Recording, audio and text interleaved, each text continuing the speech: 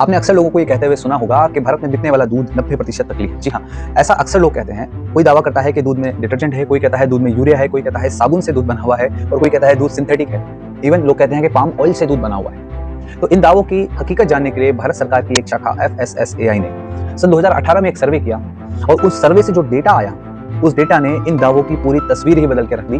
तो चलिए आज के इस वीडियो में हम जानेंगे कि क्या था वो सर्वे और उस सर्वे में क्या सामने आया। क्या सच में हमारा दूध नकली है? क्या हम जो दूध पी रहे हैं अपनी सेहत बनाने के लिए वो हमारी सेहत के लिए नुकसानदायक है? तो चलिए शुरू करते हैं आज का ये वीडियो। तो भारत में दूध की हकीकत को पता करने के लिए सन 2008 यानी कि मई 2008 में एक सर्वे शुरू किया गया FSSAI द्वारा और जो कि अक्टूबर तक चला। इसमें लगभग 1150 शहरों से, बड़े और छोटे शहरों से 6400 के आसपास कुछ सैंपल्स लिए गए, 6432 सैंपल्स लिए गए और इन सैंपल्स की जांच की गई। जांच में देखा गया कि क्या दूध में मिलावट है तो किन तत्वों की मिलावट है, दूध की क्वालिटी कैसी है, क्या दूध पीने लायक है या नहीं है। ये जो सैंपल्स थे ये हमारे कॉलोनी में आने वाले दूध वाले भैया से भी लिए गए थे, डेयरी से भी लिए गए थे, जो पैकिंग वाला दूध आता है अमूल का और अदर कंपनीज का, उनसे भी लिए गए थे। हमारी कॉलोनी में जो कोने में एक छोटी सी डेयरी होती है उससे भी लिए गए। यानी कि जितने भी सोर्सेज से हमारे घर पे दूध आ सकता है सभी सोर्सेज को इसमें इंक्लूड किया गया था। ये कोई छोटा मोटा सर्वे तो था नहीं, ये पूरा का पूरा एक साइंटिफिक एक्सपेरिमेंट था। और इस सर्वे में हमने क्या पाया, मतलब FSSAI ने क्या पाया तो 6432 सैंपल में से 12 सैंपल ऐसे मिले, मात्र 12 सैंपल जिनमें खतरनाक मिलावट थी। जी हाँ, खतरनाक मिलावट से मतलब 6 में हाइड्रोजन पेरोक्साइड मिला, 3 में डिटर्जेंट, 2 में यूरिया और 1 में न्यूट्रलाइजर मिला जो कि दूध को फटने से रोकता है। यानी कि केवल 0.19%, 1% भी नहीं, 0.19% सैंपल ऐसे थे जो हमारी सेहत को सीधे नुकसान पहुंचा सकते थे। इसका मतलब ये नहीं कि अधिकांश दूध सही था, नहीं, अधिकांश दूध मिलावटी था, लेकिन मिलावट ऐसी थी जो हमारी सेहत के लिए ज्यादा खतरनाक नहीं है। लेकिन दूध में मिलने वाले यूरिया और डिटर्जेंट से ज्यादा खतरनाक जो चीज थी वो था एफ्लेटॉक्सिन M1। एफ्लेटॉक्सिन M1 क्या होता है, अब इसके बारे में हम समझते हैं। अगर आपने एफ्लेटॉक्सिन M1 का नाम पहले कभी नहीं सुना है तो घबराइए नहीं, हम आसान भाषा में इसको डिस्कस करते हैं। होता क्या है कि गाय अगर किसी दूषित चारे को यानी कि फफूंदी लगे हुए सड़े हुए चारे को खा लेती है तो उसमें एक तत्व होता है एफ्लेटॉक्सिन M1। अभी एफ्लेटॉक्सिन M1 गाय के डाइजेस्टिव सिस्टम में जाने के बाद कन्वर्ट हो जाता है एफ्लेटॉक्सिन M1 में और गाय के दूध में शामिल हो जाता है। जब हम गाय का दूध कंज्यूम करते हैं तो वो हमारी बॉडी के अंदर भी एंटर कर जाता है। तो एफ्लेटॉक्सिन M1 को दूध में मिलाया नहीं जाता है, इसे अडल्ट्रेशन की कैटेगरी में नहीं रखा जाता है। एक्चुअली होता क्या है कि क्योंकि ये गाय कंज्यूम कर रही है तो इसे कंटेमिनेशन की कैटेगरी में रखा जाता है। तो अब इसमें घबराने वाली क्या बात है, क्या ज्यादा दूध में ये सब मिला? जी हाँ, बिल्कुल, बहुत सारे दूध में, यानी कि 6432 नमूनों में से, सैंपल्स में से लगभग 368 सैंपल्स में ये मिला है, जो कि बनता है लगभग 5.7%। और आपको जानकर हैरानी होगी इसके सबसे ज्यादा मामले कहाँ मिले पता है? हमारी देश की राजधानी दिल्ली, दूसरा तमिलनाडु और तीसरा केरल में। और आपको एक बात जान के और हैरानी होगी कि ये जो दूध है, दूषित दूध, एफ्लेटॉक्सिन M1 वाला दूध, ये खुले दूध में नहीं मिला, ये हमें मिला है ज्यादातर पैकेट या प्रोसेस्ड मिल्क में, जो कि बड़ी बड़ी डेयरीज में प्लास्टिक में या टेट्रा पैक्स में पैक होकर के हम तक पहुंचता है। अब सवाल आता है कि क्या दूध में एंटीबायोटिक्स, कोई और मेडिसिन या पेस्टिसाइड भी मिले हैं? जी हाँ, मिले हैं। लगभग 77 नमूनों में 6432 में से 77 जो सैंपल्स थे उनमें तय मात्रा से अधिक एंटीबायोटिक मिला है, यानी कि 1.2% सैंपल्स में इस तरह का दवाइयाँ पाई गई है।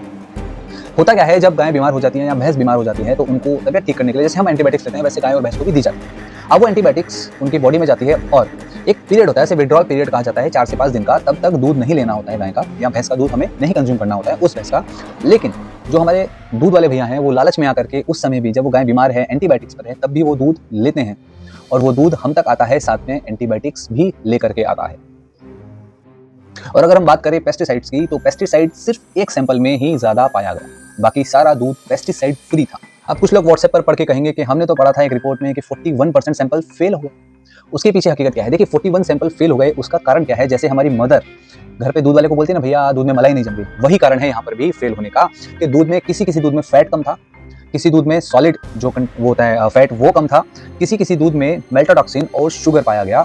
मेल्टाटॉक्सिन और शुगर डायरेक्टली हमारी बॉडी के लिए इतना हार्मफुल नहीं होता है, उसको हम दूध के साथ कंज्यूम कर सकते हैं क्योंकि वो दूध की फैट को बढ़ा देता है, दूध की स्वीटनेस को बढ़ा देता है, उसके टेस्ट को इनहेंस कर देता है, इसलिए कई जगह पर मिलाया जाता है। हालांकि मिलाना परमिट नहीं है, ऐसा परमिशेबल नहीं है, लेकिन फिर भी मिला दिया जाता है, लेकिन वो हमारी बॉडी के लिए बिल्कुल भी हानिकारक नहीं होते हैं। तो अब हमें समझना होगा कि हानिकारक दूध, अनसेफ दूध और पुअर क्वालिटी दूध में डिफरेंस होता है। तो जो 41% सैंपल हैं वो पुअर क्वालिटी मिल्क के अंडर आते हैं, ना कि अनसेफ मिल्क में। उनको हम कंज्यूम कर सकते हैं, वो अनसेफ नहीं है, पुअर क्वालिटी के दूध हैं। अब बात करते हैं कि क्या हम दूध को घर पे चेक कर सकते हैं हमारा दूध सही है या नहीं। जी हाँ, बिल्कुल चेक कर सकते हैं। दूध को चेक करने के लिए मैं आपको 5 टेस्ट बताता हूँ और करके भी दिखाता हूँ कि कैसे करने होते हैं। सबसे पहला टेस्ट आता है टच टेस्ट। आप दूध को लीजिए और उंगली के बीच में रख करके ऐसे रब कीजिए और रब करने के बाद अगर आपको साबुन जैसी चिकनाहट फील हो तो समझ जाइए कि आपके दूध में डिटर्जेंट है। दूसरा आता है स्मेल। आप दूध को स्मेल करेंगे तो दूध की एक प्राकृतिक सौंधी सी खुशबू होती है, स्मेल होती है। अगर आप डिटर्जेंट वाले या यूरिया वाले दूध को स्मेल करेंगे तो आपको स्मेल एकदम अलग पता लग जाएगी। तीसरा जो टेस्ट आता है वो है बॉइलिंग टेस्ट। आप दूध को जब बॉईल करते हैं, अगर भैंस का दूध है तो वो बॉईल होने के बाद भी व्हाइट ही रहता है। अगर आपका दूध पीला हो रहा है, अगर वो गाय का नहीं है तो वो पीला नहीं होना चाहिए। अगर पीला है तो इसका मतलब उसमें यूरिया मिला हुआ है। फोर्थ जो टेस्ट आता है, फोर्थ टेस्ट आप कर सकते हैं कि दूध को किसी ढलान वाली सरफेस पर रखें। अगर दूध पूरा फ्लो होकर नीचे आ रहा है और कोई निशान नहीं छोड़ रहा तो मतलब आपका दूध एकदम सेफ है, शुद्ध है। लेकिन अगर एक सफेद लाइन बन रही है तो इसका मतलब है कि आपके दूध को के साथ छेड़छाड़ की गई है, वो कंटेमिनेटेड है, उसमें यूरिया या कास्टिक सोडा हो सकता है। और जो पांचवा टेस्ट आता है वो बहुत ही वायरल टेस्ट है कि आप अपने दूध में आयोडीन डालिए। आयोडीन डालने से अगर दूध नीला या काला हो जाता है तो इसका मतलब है कि उसमें ऊपर से स्टार्च या फैट मिलाया गया है। तो दोस्तों आज की वीडियो का हासिल क्या है? आज की वीडियो का हासिल ये है कि 6432 नमूनों में से 92% सेफ थे, 12% में मिलावट पाई गई और 7% के आसपास नमूने के जो दूध थे वो पीने लायक नहीं थे। हालांकि एफ्लाटॉक्सिन M1 और पेस्टिसाइड के साथ साथ एंटीबायोटिक्स दूध में मिलना चिंता का विषय है, लेकिन भारत का सभी दूध पीने योग्य नहीं है, ऐसा कहना कहीं ना कहीं गलत है। अगर आपको लगता है डेटा आधारित और रिसर्च वाली वीडियो को ज़्यादा लोगों तक पहुंचना चाहिए तो इस वीडियो को लाइक, शेयर, सब्सक्राइब जरूर करें। और आप हमेशा दूध जब भी लें तो अपने आसपास किसी भरोसे वाले दूध वाले भैया से दूध लें या अच्छी ब्रांड का ही दूध लें जिस पे आपको पूरा भरोसा हो। अगर आपको थोड़ा भी डाउट रहता है तो टेस्ट जरूर करें, इससे आप सुरक्षित रह सकते हैं, अपने परिवार को भी सुरक्षित रख सकते हैं। फिर मिलेंगे नई वीडियो के साथ, तब तक के लिए जय।